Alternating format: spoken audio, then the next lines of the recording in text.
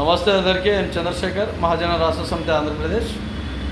గతంలో అమ్మఒడి పిల్లలకు వాళ్ళ చదువు సంధ్యలకు సంబంధించి ప్రోత్సాహకం ప్రభుత్వం నుండి, అలాగే ఈ ప్రభుత్వం వచ్చిన తర్వాత కూటమి ప్రభుత్వం తల్లికి వందనం దాదాపు చాలామంది పిల్లలకు ఇంకా వాళ్ళ అకౌంట్లలో కానీ లేదంటే వాళ్ళకు ఇంకా అమౌంట్ రావడం లేదు అన్న ఆలోచన విధానాలతో చాలామంది పిల్లల తల్లిదండ్రులు కావచ్చు, ఇంకా కొంతమంది ఇంకా గ్రామ సచివాలయ చుట్టూ తిరుగుతూనే ఉన్నారు.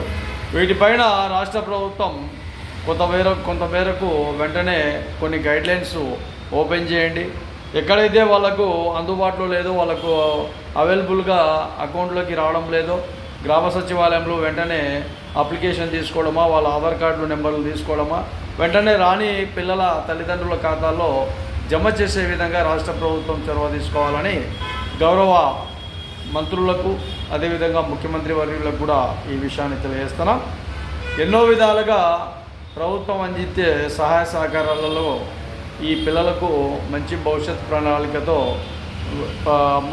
అమ్మకు తల్లికి వందనం అన్న ఆలోచన విధానాలు మంచివే. స్కూళ్ళు కూడా ఇంకా కొంతవరకు డెవలప్మెంట్ చేసే విధంగా రాష్ట్ర ప్రభుత్వం చొరవ తీసుకోవాలి.